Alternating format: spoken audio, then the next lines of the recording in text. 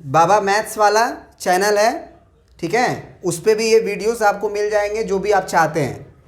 साथ ही साथ इसके रिकॉर्डिंग्स में भी आपको मिल जाएंगे।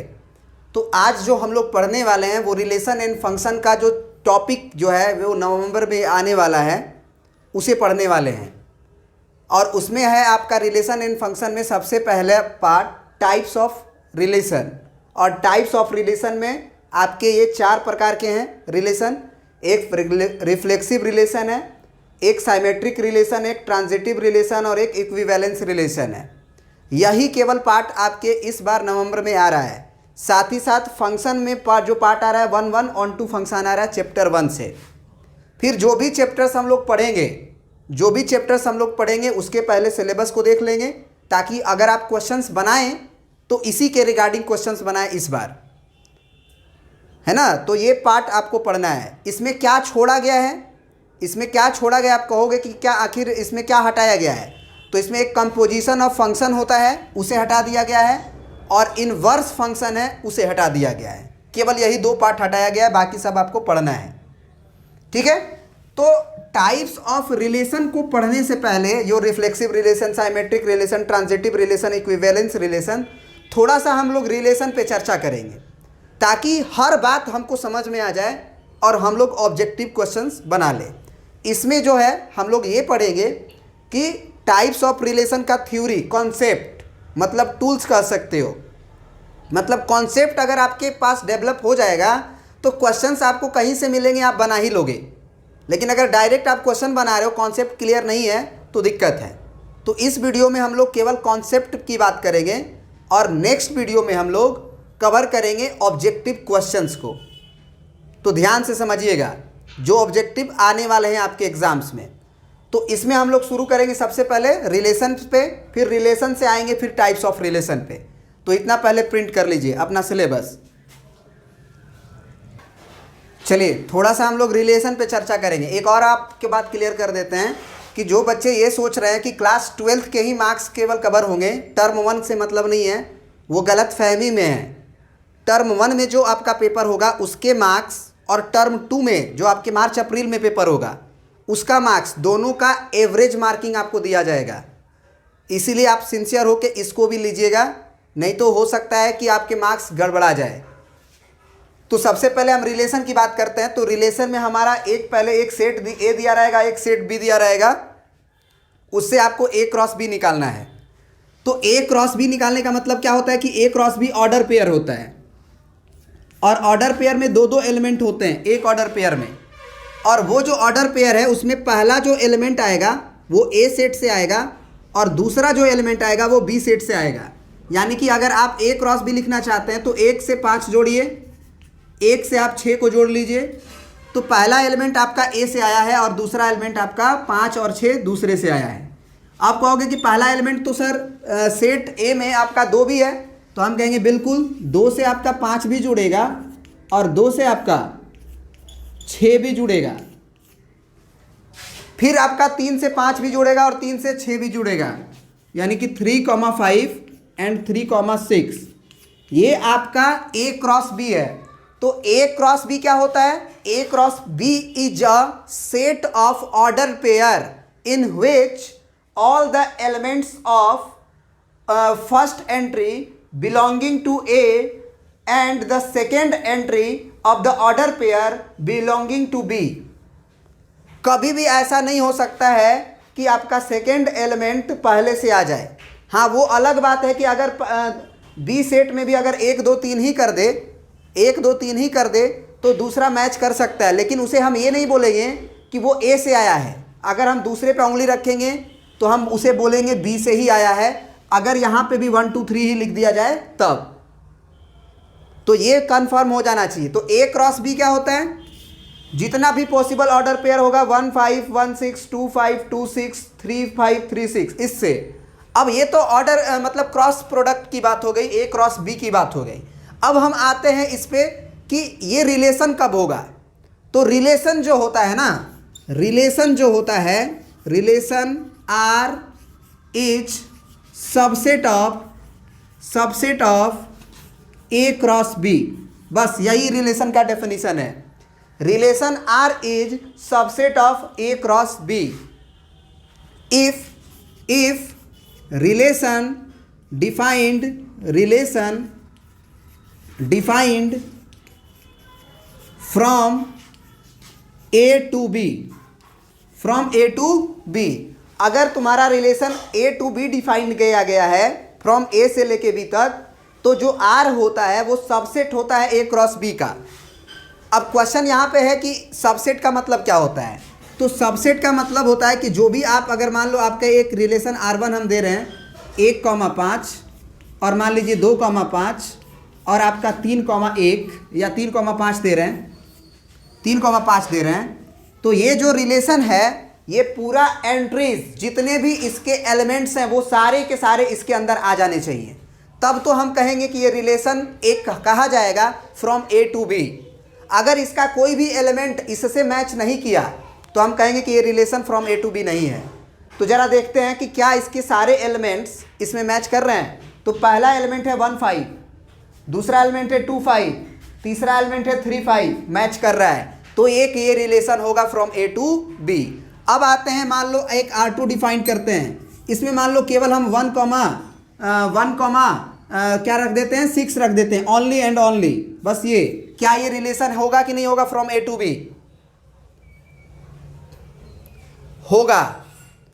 होगा। अगर इसका एलिमेंट जो है अगर इसमें अंदर आ गया तो relation from A to B होगा। लेकिन अगर हम मान लो एक R3 डिफाइन कर देते हैं और वो कह देते हैं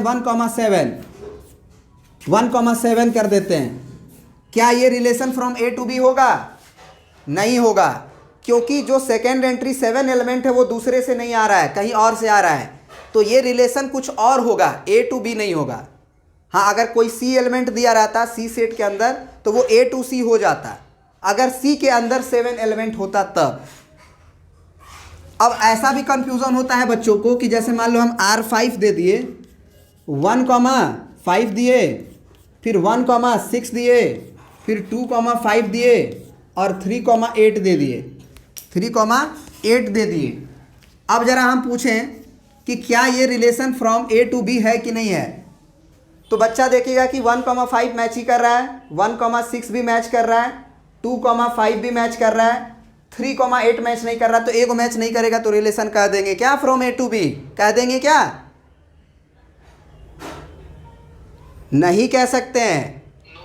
every and each element of relation belonging to the A cross B, यानी कि इसका एवरी एलिमेंट में कोई भी मतलब ऑर्डर पेयर लोगे, उसका पहला एलिमेंट आपका A में मैच करना ही चाहिए और दूसरा एलिमेंट B में मैच करना ही चाहिए। अगर मैच नहीं किया तो वो relation from A to B नहीं होगा। क्या रिलेशन क्लियर है? ये तो रिलेशन ही नहीं था, ये भी रिलेशन नहीं था। अब क्वेश्चन उठता है डोमेन का। रिलेशन में हम लोग डोमेन, रेंज और कोडोमेन के बारे में थोड़ा सा चर्चा करेंगे, हल्का सा, ठीक है ना। तो जरा इसको आप प्रिंट कर लीजिए, फिर इसको मिटाएंगे, फिर बताएंगे।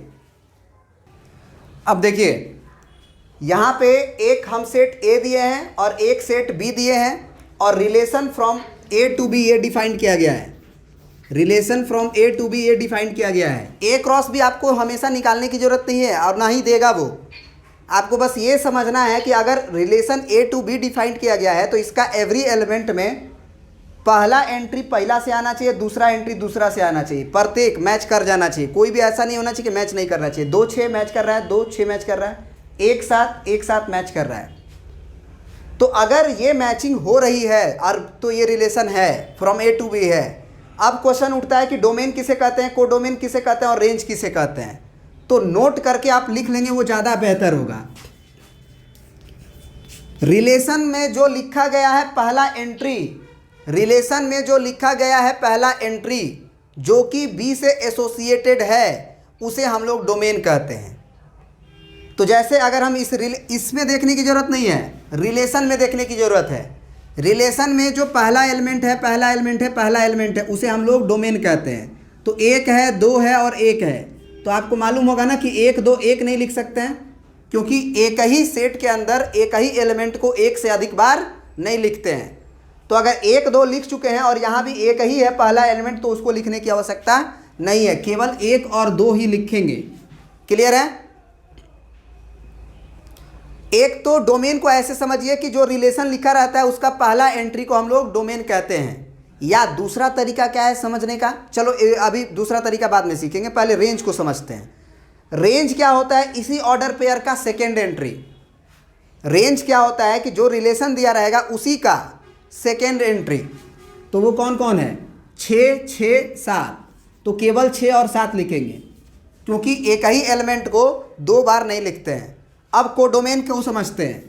कोडोमेन का मतलब होता है कोई रिलेशन से उसको मतलब नहीं होता है कि relation from A to B मैंने क्या दिया है, बस उसे मतलब ये होता है कि अगर रिलेशन ए टू बी है, एरो का निशान के तरफ, ये बी के तरफ, बस यही उसको मालूम होता है कि अगर relation from A to B दिया गया है तो बी के जितने भी एलिमेंट हैं वो कोडोमेन के अंदर आ जाएंगे, चाहे वो इधर से जुड़े हों या चाहे न जुड़े हों। तो कोडोमेन में हमारा क्या आ जाएगा? 5, 6, 7, 5, 6, 7। ये बात समझ में आ गया? उससे रेंज और डोमेन से मतलब नहीं है, उससे बस ये इससे मतलब है कि relation from A to B दिया गया है कि नहीं। अगर मान लो यहीं पे रिलेशन ऐसे दे दिया जाए फ्रॉम बी टू ए, तब ए सेट के सारे एलिमेंट्स को कोडोमेन कहेंगे। अगर रिलेशन फ्रॉम बी टू ए दे देगा तो बस याद रखना है ना कि एरो के बाद वाले चीज़ को हम लोग कोडोमेन कहते हैं, और कोडोमेन में से ही रेंज आता है। एक तो ये तरीका हुआ समझने का। अगर कुछ बच्चों को ये नहीं समझ में आता है तो वो रे डायग्राम से समझें। रे डायग्राम क्या होता है? जैसे हम ए सेट के अंदर के एलिमेंट को पहले लिख लेंगे 1, 2, 3 करके, बी सेट के एलिमेंट को हम लिख लेंगे 5 है, 6 है और 7 है। और अगर ये रिलेशन दिया गया है फ्रॉम ए टू बी, तो आप देख लो कि रिलेशन में कैसे जोड़ा गया है। 1 को 6 से जोड़ा गया है, तो 1 के साथ आप एरो कर दीजिए 6 पे, 2 को एरो के साथ जोड़ दीजिए 6 के साथ, और 1 को जोड़ दीजिए आप 7 के साथ। तो 1 जो है आपका ये किसके साथ जुड़ा? 7 के साथ। क्या अगर इतना जोड़ने के बाद जो ए सेट में बचा, जो जुड़ा हुआ है, उसे हम लोग डोमेन कहते हैं। तो जुड़ा हुआ कौन कौन है? 1, 2 है जुड़ा हुआ, केवल 3 थोड़ी जुड़ा हुआ है। और रेंज की बात करें तो रेंज में क्या होता है? रेंज में बी सेट का एलिमेंट जो इधर से जुड़ा हुआ है उसे कहते हैं। तो 6 और 7 जुड़ा हुआ है, तो ये हमारा रेंज में आ जाएगा। और अगर कोडोमेन की बात करें तो बस कोडोमेन में ये देखना होता है कि रिलेशन कहाँ से कहाँ तक लिखा गया है। अगर ए टू बी लिखा गया है यहाँ पे, तो बी सेट के एलिमेंट को हम लोग कोडोमेन कहते हैं। तो बी सेट में क्या है? 5 है, 6 है, 7 है। तो अगर कभी भी तुमको कोडोमेन रेंज निकालने में दिक्कत हो तो उस रिलेशन से सबसे पहले तुम क्या कर लेना? डायग्राम बना लेना, एरो डायग्राम, और वहाँ से देख लेना कि ए का कौन कौन सा एलिमेंट जुड़ा हुआ है, उसे डोमेन कह देना। बी का एलिमेंट देख लेना कि कौन कौन एलिमेंट से जुड़ा हुआ है, उसे रेंज कह देना। और बी के सारे एलिमेंट को कोडोमेन कह देना। क्लियर है ना? अब आगे बढ़ते हैं, चलिए एक क्वेश्चन करते हैं ताकि क्लियरिटी आए। देखो यहाँ पे लिखा गया है कि relation R in the set N, relation R in the set N of natural numbers defined as R बराबर x, y such that y is equal to x plus 5 and x is less than 4। तो सबसे पहले इस relation को समझते हैं कि relation में क्या होता है। आपको याद होगा कि रिलेशन में आपका ए टू बी होता है कि नहीं होता है? फ्रॉम ए से बी जाते हैं। लेकिन इसमें केवल आपको बोला कि relation R in set N. तो अगर आपको ऐसे बोल दे रिलेशन इन सेट एन या रिलेशन इन सेट इंटीजर या कुछ भी, तो आपका ए भी एन होता है और बी भी आपका एन ही होता है। एन टू एन ही डिफाइंड है। और एन के बारे में आपको मालूम होगा कि वो नेचुरल नंबर होता है, 1 2 3 4 5 6 7 8 9 10 एंड सो ऑन। तो ये रिलेशन जो है एन टू एन लिखा गया है। रिलेशन क्या लिखा गया है? N to N. तो रिलेशन एन टू एन लिखा गया है, तो एन टू एन में तो बहुत सारे एलिमेंट्स आएंगे, क्योंकि 1 का जुड़ाव सबसे होगा, 2 का भी जुड़ाव सबसे होगा, 3 से भी जुड़ाव सबसे होगा। लेकिन आपको बताए थे कि जो रिलेशन होता है वो सबसेट होता है n क्रॉस n का, a क्रॉस b का। मालूम है ना? Relation is the subset of a cross b। तो यहाँ a भी हमारा n ही है और b भी हमारा n ही है। तो relation is a subset of n cross n। तो क्वेश्चन यहाँ पे ये है कि रिलेशन हमको ये दिया गया है, तो सबसे पहले ये जो फॉर्म दिया गया है इसको हमको चेंज करना पड़ेगा। ये आपका कौन सा फॉर्म है? दो फॉर्म होता है ना, रोस्टर फॉर्म और टेबुलर फॉर्म। तो ये आपका टेबुलर फॉर्म है, इसको रोस्टर फॉर्म में पहले कन्वर्ट करिए। तो उससे क्या कैसे कन्वर्ट करेंगे? ऐसे, जैसे ये दिया गया है ना कि ऑर्डर पेयर है, इसको ज़रा समझिएगा क्या लिखा गया है, एक्स कॉमा वाई, माने पहले एक्स लिखना है फिर वाई लिखना है। ऑर्डर पेयर जो भी होगा वो ऑर्डर पेयर लिखना है जो इस रिलेशन को क्या करता हो? फुलफिल करता हो, इस रिलेशन को फुलफिल करता हो। तो यहाँ पे बताओ एक्स का वैल्यू जो लेना है वो क्या लेना है? नेचुरल नंबर में ही से लेना है, क्योंकि तुम्हें मालूम है कि पहला एंट्री भी ए से ही आएगा और दूसरा एंट्री भी आपका ए से ही आएगा, क्योंकि नेचुरल नंबर दोनों है। ए भी तुम्हारा एन ही है और बी भी तुम्हारा एन ही है। तो एक्स जो नेचुरल नंबर है, मान लो तुम एक लोगे तो वाई अपने मन से नहीं ले लोगे, एक्स इसमें रखोगे और वाई को देखोगे कि क्या आएगा, क्योंकि एक्स कॉमा वाई है। तो अगर एक्स 1 रखोगे तो वाई क्या आ जाएगा? 6 आ जाएगा। बात समझ रहे हो? समझे कि नहीं समझे? एक्स का वैल्यू तुम 1 रखोगे तो वाई का वैल्यू 6 आएगा कि नहीं आएगा? बोलो। लेकिन इस x के वैल्यूज को नहीं ले सकते हैं, x बराबर 1 अलाउ नहीं है। इन्होंने बोला है कि सॉरी अलाउ है, x लेस देन 4 अलाउ है, x 1 ले सकते हैं। अब x का वैल्यू हम 2 अगर लेंगे तो y क्या आएगा? क्योंकि वो सारा ऑर्डर पेयर लिखना होता है ना। तो x बराबर अगर हम मान लो 2 डालते हैं तो y का वैल्यू क्या मिलेगा? 5 और 2 7। फिर अगर हम x का वैल्यू 3 ले लेते हैं, क्योंकि हमारा लेस देन 4 तक पॉसिबल है, x लेस देन अगर 4 ले लेते हैं तो क्या होगा?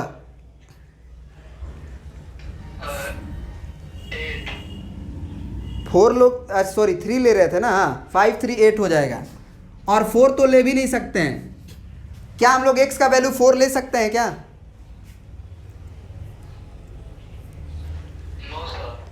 साथ ही साथ क्या x का वैल्यू 0 ले सकते हैं? 0, क्योंकि वो नेचुरल नंबर नहीं है। तो यही आपका रिलेशन है, यही आपका रिलेशन है। अब हम बोलेंगे कि इसमें डोमेन क्या है, बताओ। तो डोमेन क्या है बताओ आप? जो पहला एंट्री जुड़ा है ना उसे हम लोग डोमेन कहते हैं। तो 1 2 and 3 this is the domain. अगर रेंज बोले तो क्या होगा? Second entry 6 7 8। और अगर कोडोमेन बोले तब n। कोडोमेन बोले तो n, नेचुरल नंबर का पूरा सेट कोडोमेन कहला जाएगा। बात समझ में आया?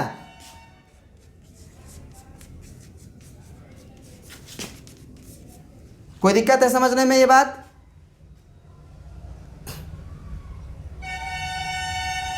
बोलो। एक आध क्वेश्चन और करें क्या इस पे? Yes sir. Okay yes sir. Okay. अब यहाँ पे देखिए, ये जो रिलेशन लिखा गया है वो लिखा गया है कि relation R in the set A. जैसे ही बोले relation R in the set A, तो आपका पहला एलिमेंट भी ए से ही लेना है, दूसरा एलिमेंट भी ए से ही लेना है।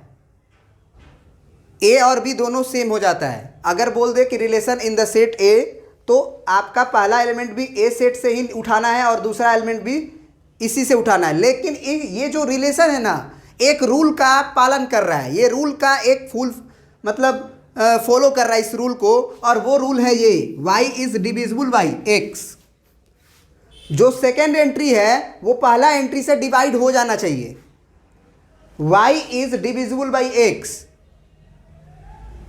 तो अब जरा सोचो कि इस रिलेशन में अगर मान लो पहला तुम एक रखते हो तो y is divisible by x, y is divisible by x। जरा बताओ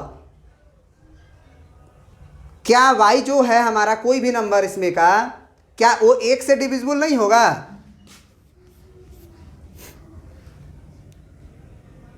अरे एक से डिविजिबल होगा कि नहीं? 2 हो जाएगा ना। 1 3 1 4 1 5 1 6 लिख सकते हैं, क्योंकि हर एक जो सेकेंड एंट्री है बाद वाला, वो पहले वाला एंट्री से डिविजिबल पक्का हो जाएगा। अब आते हैं और लिखते हैं, क्योंकि वो सारा ऑर्डर पेयर लिखना है सच दैट कि y is divisible by x, जिसमें भी y डिविजिबल हो जाएगा x को, वो लिख देना इस सेट के अंदर, इस रिलेशन के अंदर। अब ज़रा बताओ तो और क्या लिख सकते हैं। एक से तो हो गया मान के चलो।